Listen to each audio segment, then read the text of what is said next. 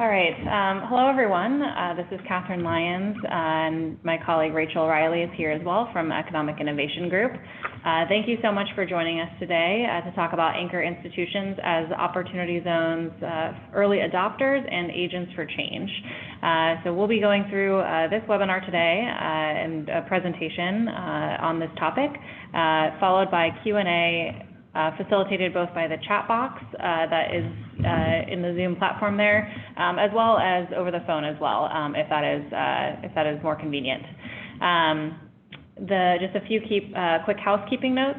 We will be recording, or we are recording this webinar. We will be circulating a link to the recording and the slides after the fact. So I know that's a question that often comes up. Rest assured, we will make sure to send that over to you afterward, and also post a blog recapping the conversation with those links as well. Thank you all as well for accommodating the time change that we had to, or the date change that we had to do this week. We really appreciate it, and we hope that this all works for you. So thanks again. All right, so we'll just dive right in. First, my name, again, is Catherine Lyons. I'm the Manager of Policy and Coalitions here at EIG, and I will kick us off with some updates here from our organization on just some of the work that we've done lately. So a couple weeks ago, our President and CEO, John Lettieri, testified in front of the House Small Business Committee, and the subcommittee focused on tax and economic growth, on how opportunity zones can address concerns in the small business economy. So we've linked here EIG's testimony on that issue, and again, all of these links will be accessible once we circulate the slides afterward. We also took part in the introduction of the Workforce Mobility Act. This is a reform of the non-competes, kind of agreements and how they work and are used and are enforced across the country. So this would be a real federal overhaul and reform of those agreements. So we encourage you to take a look at that.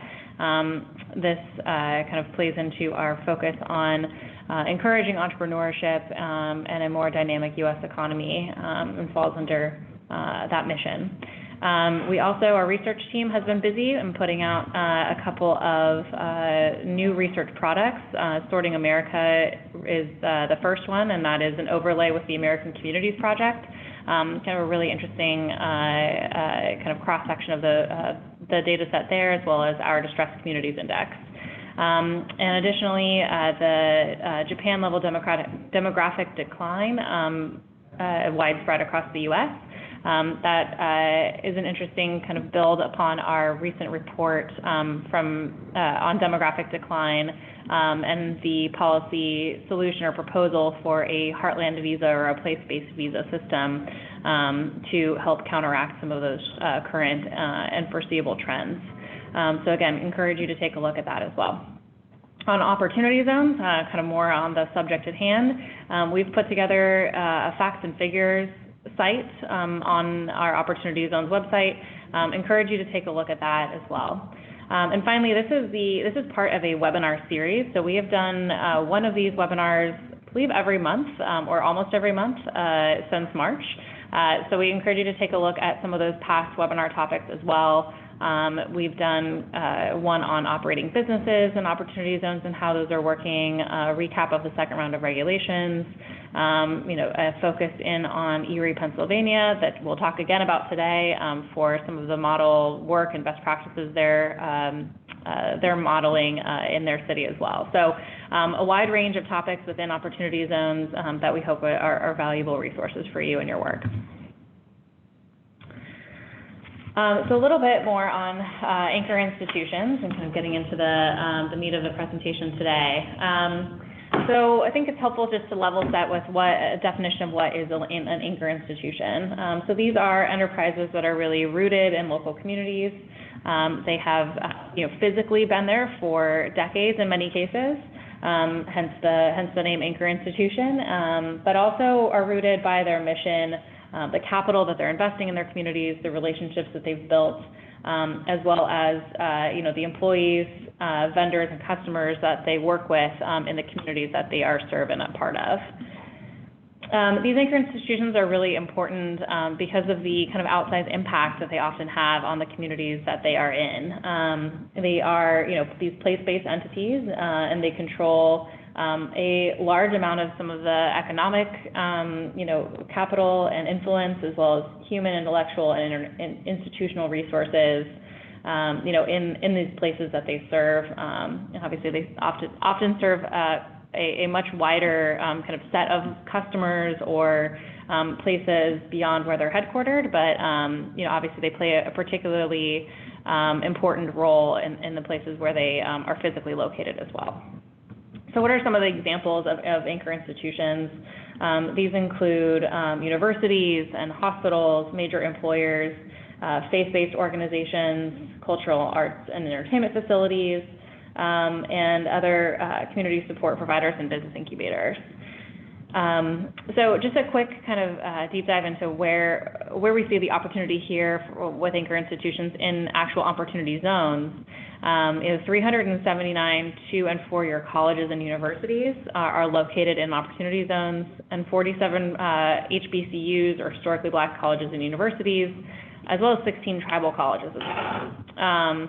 On the hospital front, about 1/3 either contain a hospital or within a half mile of one as well. So, and linked there are some of the sources that we pulled from to receive some of this data.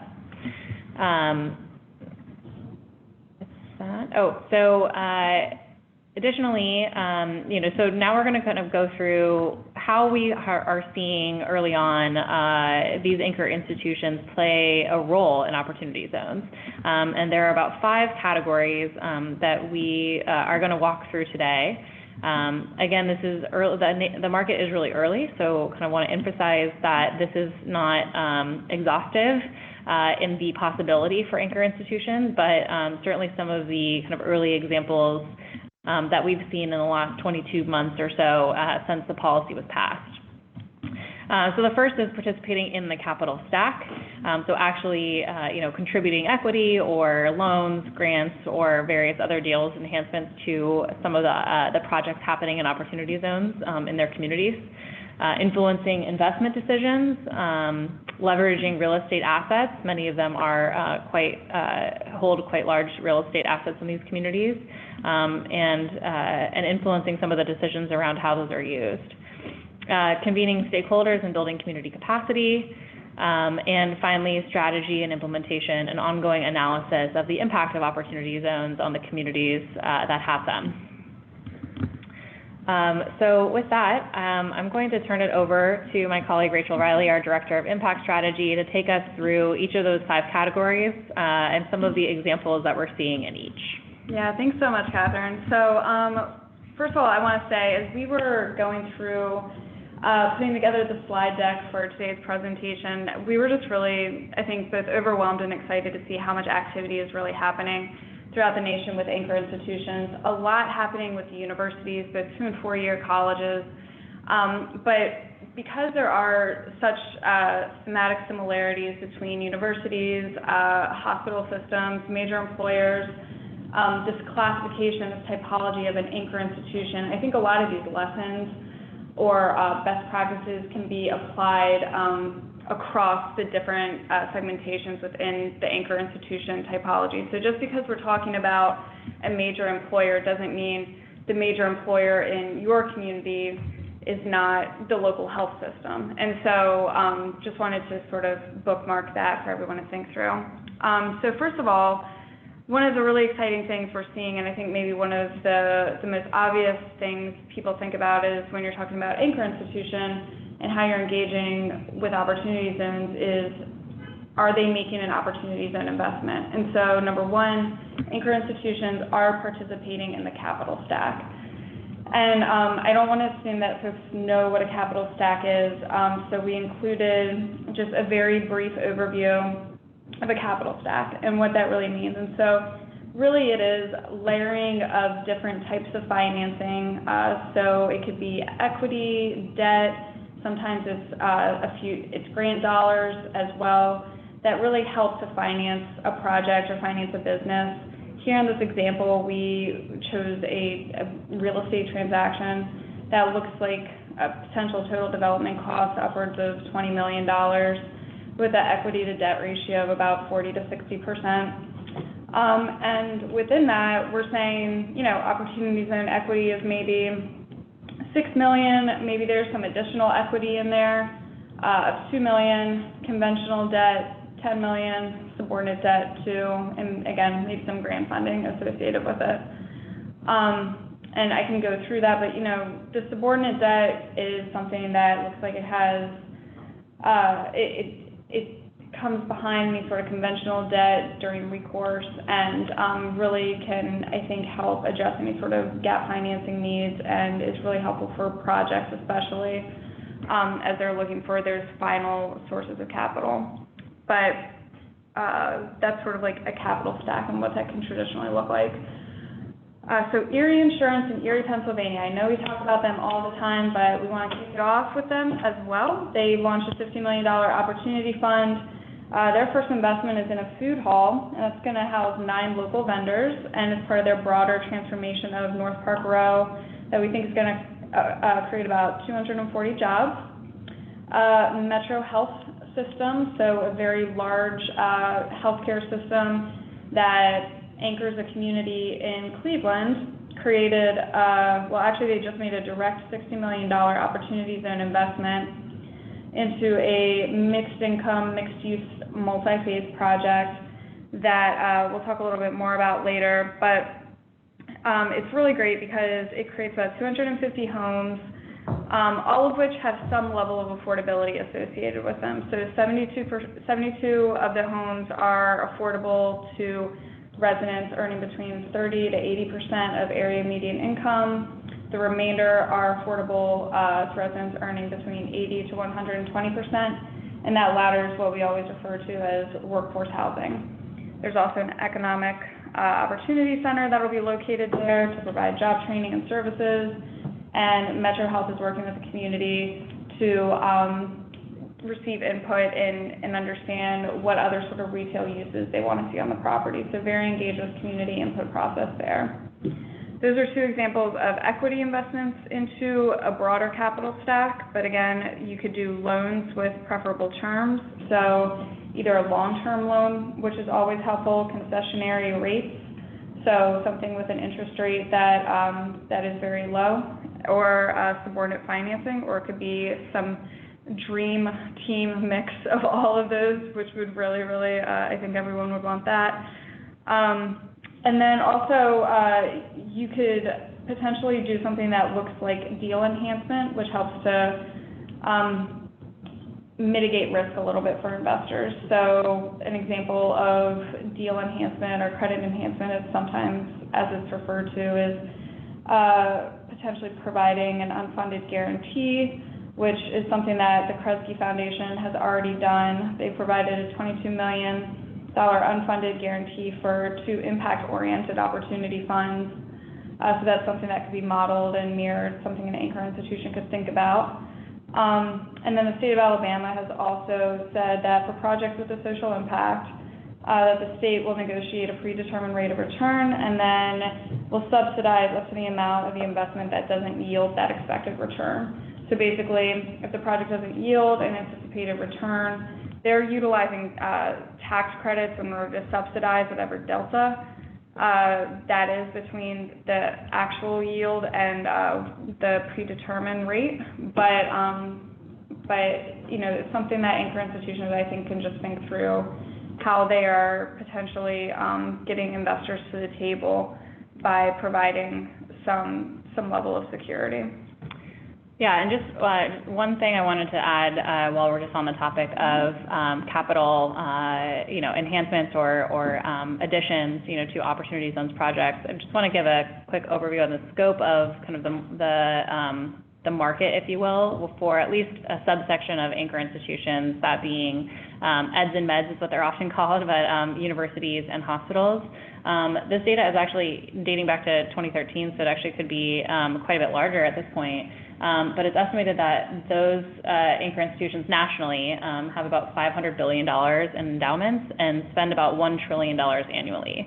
So, they are quite well capitalized, and as Rachel mentioned, we're seeing some of that capital be flowing, starting to flow into opportunity funds. But the size of the kind of market here is quite large. So just wanted to kind of add some additional context there. Yeah, no, that's perfect, Catherine. Because when we're thinking about the level of influence anchors can have in opportunity zones, like you said, 379 colleges and universities. A third of opportunity zones have hospitals located within or adjacent to opportunity zones. So that what I would call like the spend, so the $1 trillion, and then employment, really high employment. I think it's 8% of the workforce. Right. Yeah. This is again a huge opportunity for anchors to engage locally with their community to affect how opportunity zones investments are made. Okay, so talking about that, influencing investment decisions. So Mercyhurst University, you can influence investment decisions by affiliation. They launched EIG Innovation District, which this summer announced that they are partnering with Capstone Impact Investments to launch a $10 million opportunity fund to invest in early stage equity in IT and cybersecurity startups. Anchor institutions can be fund managers. So we're seeing that with Lafayette General Health, which they anticipate launching a $50 million opportunity fund, mostly to develop the real estate on and adjacent to its medical campus, but also they're going to invest in healthcare-related operating businesses. So they see that as having direct interest in their mission and their work. Another fund manager, Hall Labs Incubation. So Hall Venture Partners has established an opportunity fund to basically provide growth capital and access to strategic resources, so technical assistance, I'm sure, probably mentorships, to early stage tech and science companies identified through their incubator. And of course, the Enterprise Center in Philadelphia, which is a CDFI in West Philadelphia, they've already launched 3 opportunity funds, all of which are supporting minority small business owners and entrepreneurs. And that's happening either through investments directly to those businesses or in the real estate that's supporting their work. And then finally, we have seen an example of a faith-based institution, so a church called the Meeting Place Church of Greater Columbia, who has partnered with Spotlight Cinemas, and they partnered to bring a movie theater to their community as part of a broader revitalization of a 23-acre property that the church has owned. So, you can leverage your land as a way to influence these investment decisions, and there's a number of other examples of that that we'll talk about in a minute. But just of note, I think that there's an opportunity here for anchors to sort of get ahead of the speculative real estate purchasing and maybe go and acquire land in neighborhoods that may be, prone to be a hot market or a tipping point market, and then leverage that influence to work with the community to figure out what their plan for their neighborhood will be and set the right kind of uses on that land. All right. So then very similarly, but a little bit different, is we're seeing a lot of universities in particular leverage their real estate assets to encourage opportunities and investments, but also want universities and anchor institutions to think about how they can use their quote-unquote purchase power to strengthen the opportunities and ecosystems. So first and foremost, Stillman College in Tuscaloosa, they have partnered with Renaissance Equity Partners and Opportunity Alabama to create a teaching hotel on its campus. And so not only will there be a new hotel on their campus, but they'll be able to leverage that hotel as an opportunity for their students to learn how to operate a hotel and run a program through that. And so it serves dual purpose there. And I know we talk a lot about the HBCU Opportunity Fund, or the Historically Black Colleges and University Opportunity Fund, and that was one of the first investments made through that fund. PNC Bank worked with Lehigh University through a ground lease to do an adaptive reuse of an old storage building on its campus.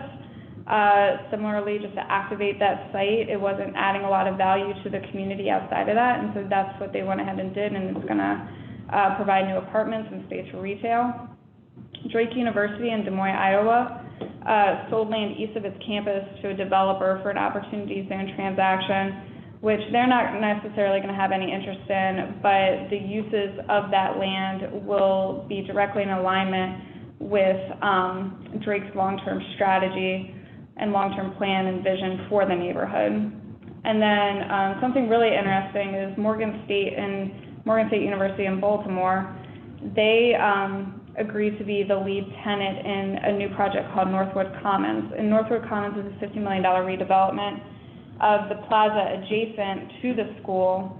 And so what Morgan State's going to do is they're going to basically partner to have their new bookstore there. And so that bookstore is going to serve students and faculty and visitors, but also they're going to have their public safety department also located in this new development. And so having an anchor institution sign up to be a lead tenant in your development goes a long way in securing additional financing, securing additional tenants for that property.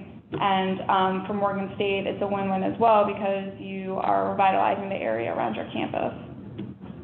And so as far as purchase power, another thing to think about is just how anchor institutions are aligning their procurement strategies to support opportunities and related operating businesses. So we saw the state of Michigan earlier this year align some of their procurement strategies, but I think that that's probably a good model for anchor institutions to take a look at as well.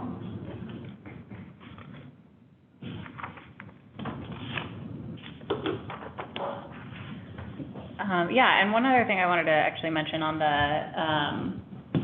the purchasing power and the real estate assets. I mean, we've seen actually through the designation process too that quite a few universities or the land around universities were designated as opportunity zones.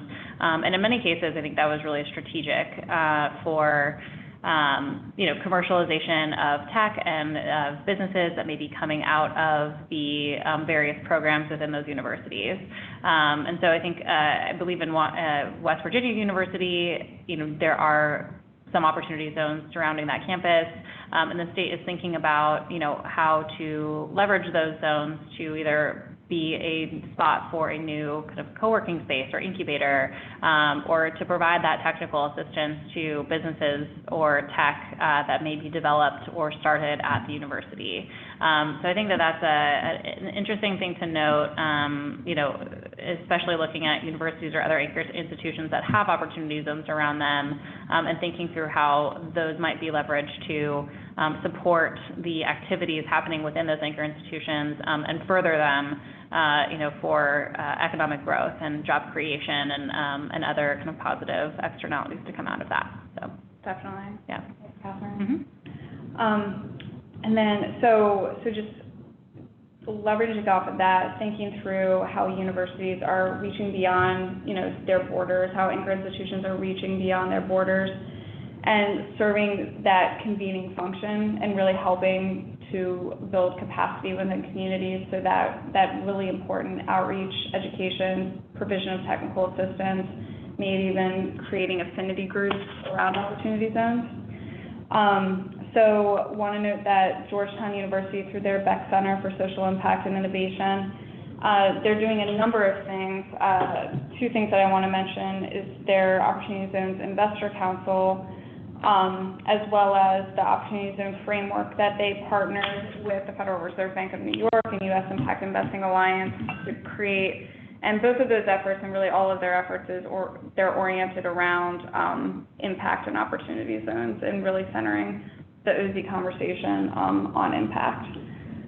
Texas Tech, they actually have a gentleman at Texas Tech who, because conversations in Texas and the state of Texas have been somewhat fragmented.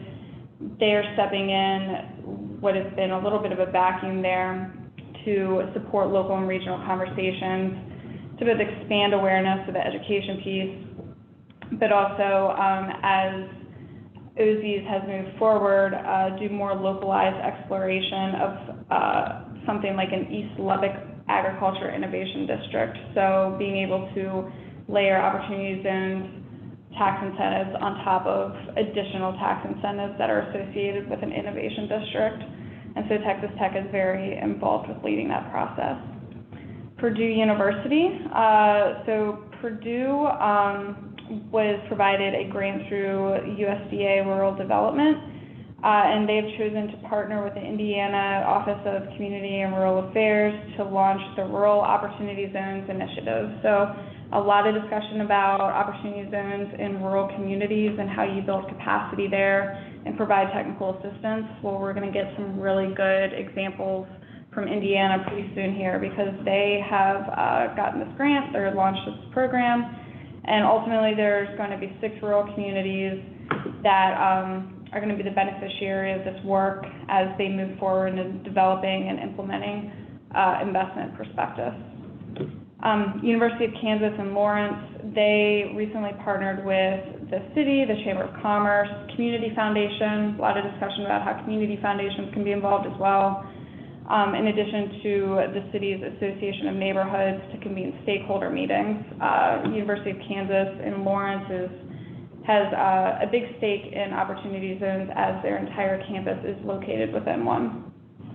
And then finally, as we always do, want to mention Birmingham, Alabama, just given some of the really groundbreaking and thoughtful work that they've embarked on. The city of Birmingham, their community investment board is made up of a number of representatives, and they are charged with designing and executing a community engagement strategy for the city on opportunity zones. But of those board members, you have representation from 16th Street Baptist Church, Bethel Baptist Church, Lawson State Community College, as well as the University of Alabama in Birmingham. So all really important anchor institutions with far-reaching influence in the community.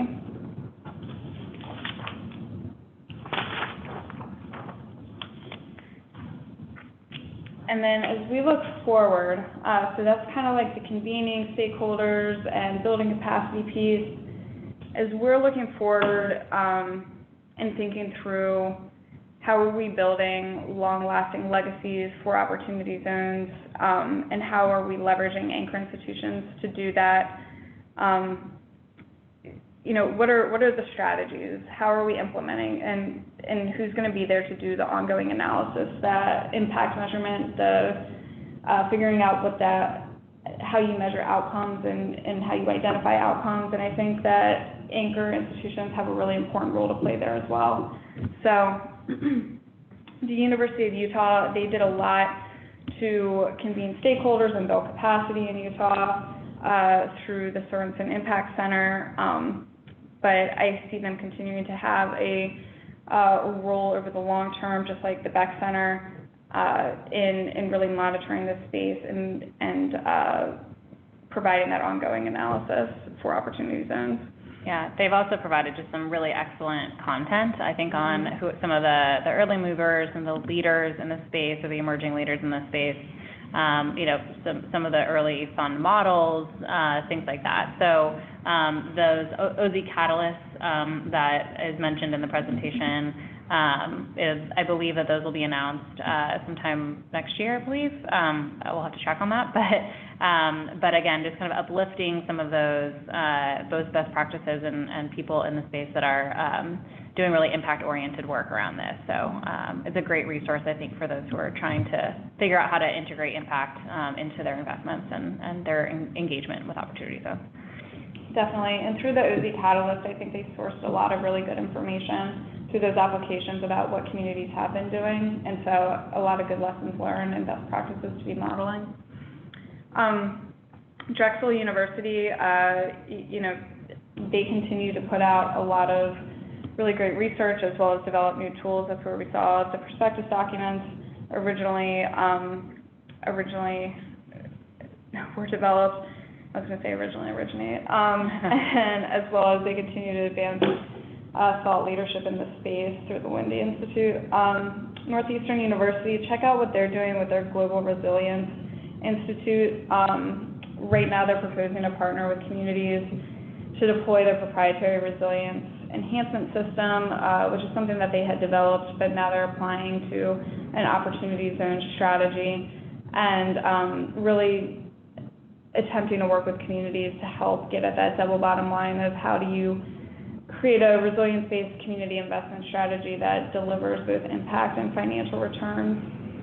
And then the Enterprise Center, again, in Philadelphia, is quarterbacking efforts within their community footprint to lead a comprehensive investment strategy that is really grounded in a commitment to transparency and a collaborative approach to inclusive growth. And so I think that's, it's going to end up taking the role of all three, so creating the strategy, leading the implementation of that strategy, and then I'm sure they're going to take on some role around ongoing analysis of what the outcomes of that work is.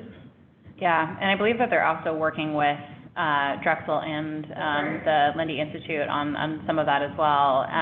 They're also that particular effort is supported as well from the EDA, the Economic Development Agency in the Department of Commerce, which I note because there may be support at the federal level as well for some of these activities.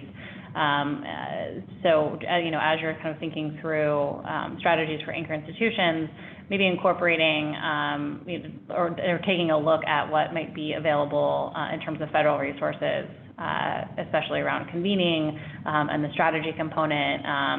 So that EDA is very much looking to align their grants and their kind of technical assistance and capacity building efforts around opportunity zones. That goes for several or about a dozen federal agencies that are tasked with doing the same. So there's an opportunityzones.gov site where a lot of this information can be found about what the federal government is doing to help align some of their resources with OZs. So just wanted to point that out as a potential to incorporate into strategies moving forward. Yeah, absolutely. And then finally, if your state has not done so yet, and they are looking to do it, Leadership Task Force, University System of Maryland, they were really at the table to help develop the state's framework to attract investment aligned with community needs and local priorities. So again, strategy implementation, and they could potentially have a role if they chose to do so around ongoing analysis. And then something just to think about, especially around the measurement of outcomes and thinking about how often the community is engaging with anchor institutions. Hospitals and healthcare providers, I think, can partner and really have a role to play in baselining and benchmarking outcomes and maybe doing qualitative surveys, especially related to health. And then similarly, I think major employees can be doing some of that surveying as well. Of course, employers on a voluntary basis, everyone on a voluntary basis. But as we continue to talk about needing to understand how communities are changing over the long term, anchor institutions really have the pulse of the community, especially faith-based organizations, and being able to source some of that input from actual residents and community members that they're interacting with every day is a really great resource.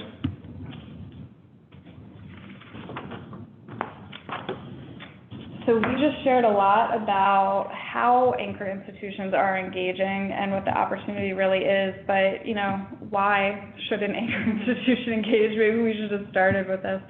I think part of it is self-evident, but really wanted to call it out and maybe put it in a different framing. So for anchor institutions, maybe you are thinking about it like this, maybe you're not. Or for others that are looking to engage your anchor institutions, one way to frame it is thinking about the surrounding neighborhood as being a competitive advantage, or if the surrounding neighborhood is not a vibrant, dynamic place. Maybe it's working to the disadvantage of anchor institutions. So in saying that, thinking about how the places in which anchor institutions are located is helping or hindering their ability to attract and retain talent. So your livability, we very much see that with Erie Insurance and how they message around their ability to attract employees and make sure that they are healthy and happy within the community of Erie and that they don't leave and go elsewhere. And so by them directly investing into the community, it's ensuring that Erie is a great place to work, live, and play. Another reason to court new business, the vibrancy of a community is, if you're looking to attract new partners or, those partners come in and they want to potentially see a talent hub, or if you're thinking about a university, I think about St. Louis University and the fact that all universities to some extent are competing for enrollment, competing for students. And I know St. Louis University was a motivating force and a community quarterback for a lot of the revitalization efforts that have gone on around their campus. And a lot of that had to do with their ability or their inability to attract students, which of course has a direct impact on their bottom line. So another reason would be to improve client engagement and experience.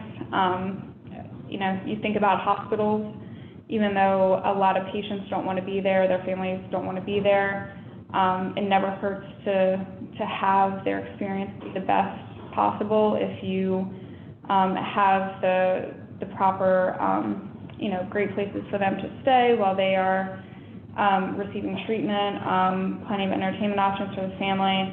That's something that places like Mayo Clinic in Rochester are thinking about. How can they have the Mayo Clinic, how can they increase the vibrancy of the community around the hospital so that it's not only a great place for their employees to live, but also as patients come in to receive treatment, it is a good experience for them and their families. Reducing operating costs for anchor institutions. If you're thinking about procurement, there may be some advantages to buying local. So some cost savings there, something to think about.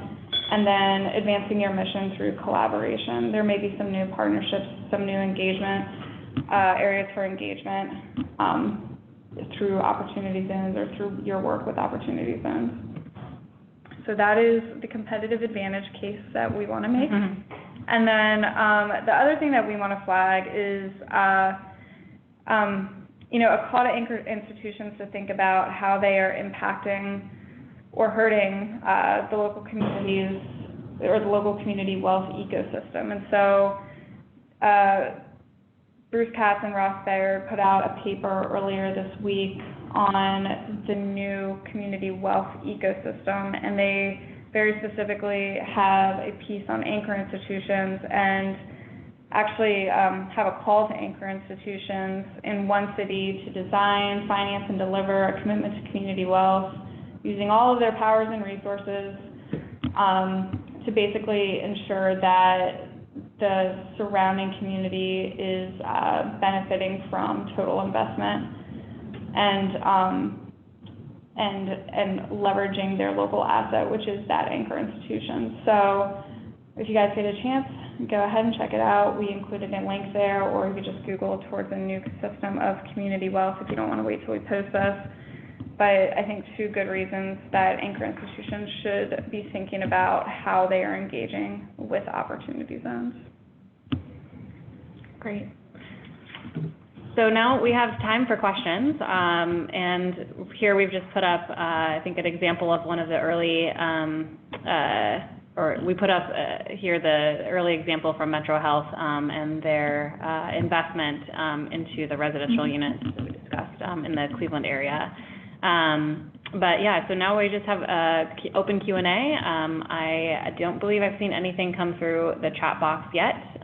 If you have any questions, feel free to put them there. Otherwise, if you'd like to ask them now, you can press *6 to unmute and ask over the phone.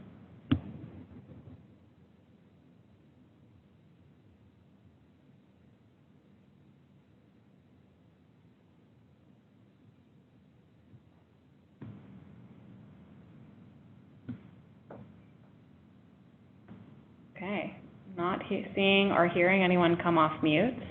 I hope, oh, I see something in the chat. One moment.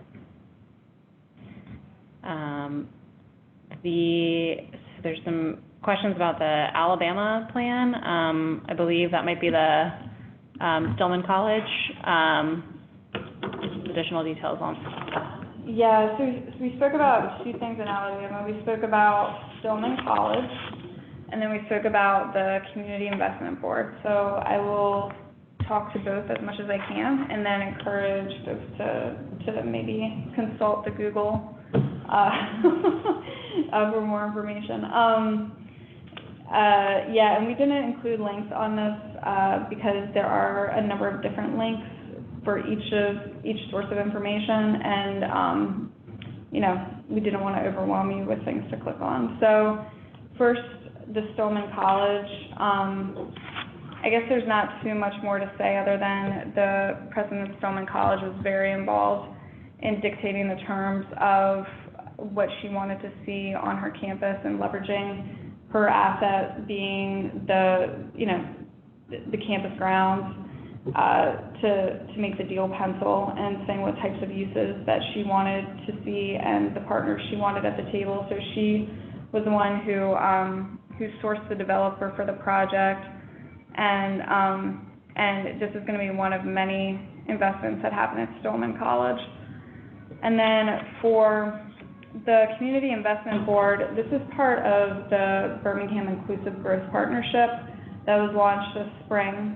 And so it is the city's commitment to an inclusive strategy around opportunity zones. And Birmingham has been on the forefront of implementing an opportunity zone strategy and getting early investments into their community. And so they have a number of different initiatives, including one to educate 500 residents by next year. But they also have two advisory boards. They have an investment advisory board that is comprised of residents and community leaders, as well as this community investment board, which is designed to create a community engagement strategy. And so part of that community engagement strategy, I think, is inclusive of the resident education piece of it. Great, thank you. So a few more have come in. Any specific recommendations for tools available to create specific underwriting of deals? Are there public resources or free help that we're aware of? Well, we are hopefully, in the coming weeks, we are going to be providing some deal profiles that break down specifics of a few affordable housing deals. And we're doing that in partnership with NCFHA, and some more details to come on that. And that'll show both capital stack and capital phasing of different affordable housing deals and terms around that. And then as far as underwriting, I know there are a number of different organizations that are contemplating the best way to do this at scale and provide this as a tool. And so I would just say nothing as of yet, but hoping to provide that additional capacity soon. Mm-hmm. Yeah, we know that that's something that is a real kind of gap, I guess, in the market. That's right. Kind of being filled as we speak. But yes, definitely a need. Yeah. So did the anchor institutions self-start in their leadership, or were they recruited? And if so, by whom? I think as with everything opportunity zones, all of these early examples were self-starting. Well, with the exception, I think, well, I don't want to make exceptions, but I think that perhaps, when I look at University System of Maryland, with the Maryland Opportunity Zone Leadership Task Force, this is something that was led by the Lieutenant Governor. It's an executive order that was signed, so I'm sure the governor and the lieutenant governor kind of decided who they wanted at the table, and so they were probably recruited. And then a lot of these other organizations were, I believe, self-started I would also say with the investment board in Birmingham, these are probably also recruited representatives. So where you have a board or any sort of consensus body, these are probably recruitments. But where you have leadership around provision of technical assistance, of leveraging of existing assets, I think that those are all organizations that raised their hand and said that they wanted to leverage opportunity zones or the momentum around opportunity zones to do something that's aligned with the community's best intent. Yeah, and I think in in a place like Erie, for example, there was a lot of kind of leadership at the community level as well with the Erie Downtown Development Corporation, and a real embracing early on of opportunity zones that likely also kind of piqued the interest of Erie Insurance to get engaged in that market and know that there were deals happening in which that they could participate and lend their support to those capital stacks too. So I think doing this in partnership is obviously really helpful and creates kind of sustainable and likely really impactful kind of outcomes with those anchor institutions as well. Yeah, I think it's the partnership piece, how you're saying it, because even I'm thinking with Morgan State University, I don't know who reached out to who, whether it was the developer or Morgan State, but either way, that's a mutually beneficial relationship, for both entities. Definitely. So yeah, I think, to the extent, obviously we're focusing on anchor institutions, but I think having real leadership at the local level, in city government or in those kind of community-based organizations as well, I think is really key here to developing this kind of all-encompassing strategy for opportunity zones, of which anchor institutions play an important role. Let's see. So what is the best way to structure with institutions who don't have capital to invest but may have property, for example? Yeah, so I'll say two things on this. So if you have property and you don't have capital, there's a strategy where, especially if you need to do like a recapitalization of your existing property, there's a strategy where you could subdivide your existing property, your existing parcel, and then leverage, the sale of that parcel to reinvest into the recapitalization of your property. Or you could, subdivide and then ground lease the empty parcel after you did the subdivision to create a use or, to provide a new investment there and attract an opportunity fund to invest in a developer to invest on that parcel. And because you have site control, you really can dictate what types of uses you want to see on that site.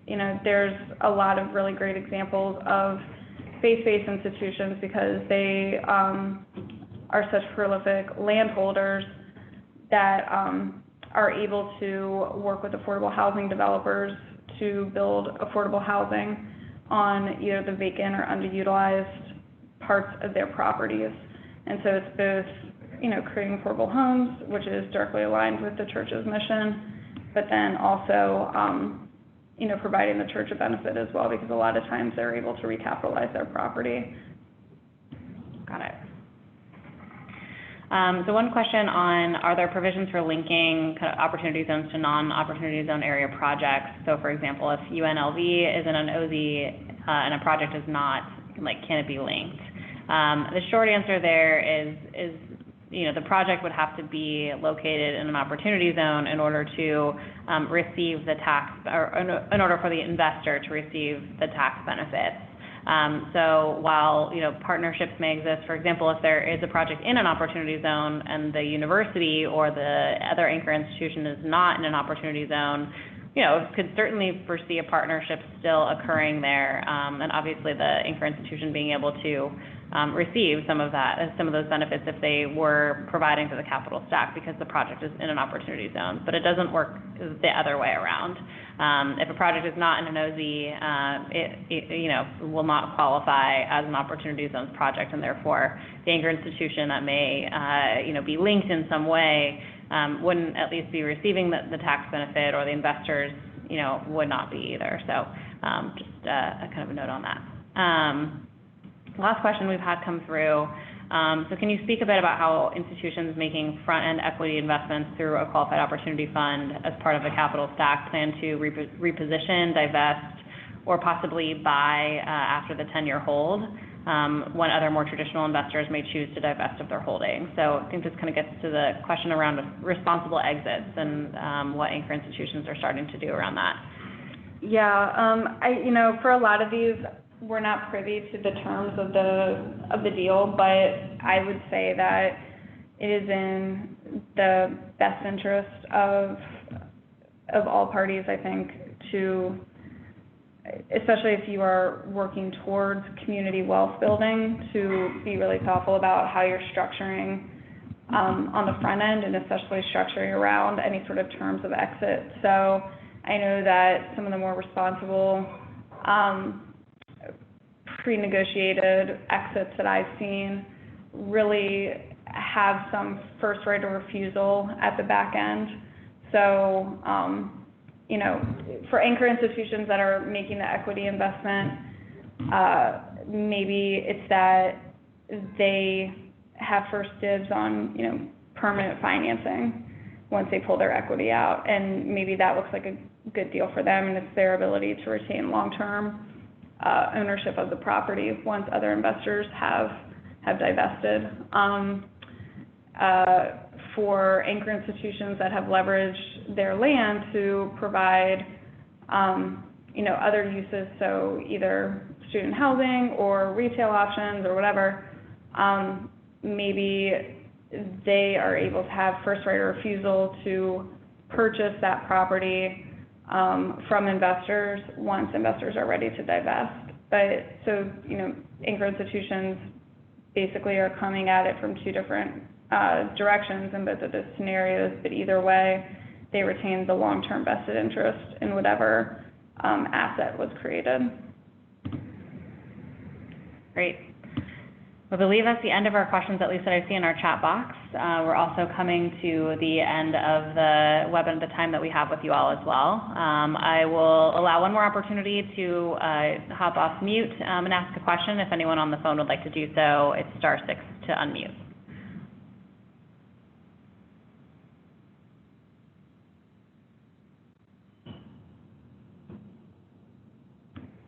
Hello, can you hear me? Oh, yes, we can.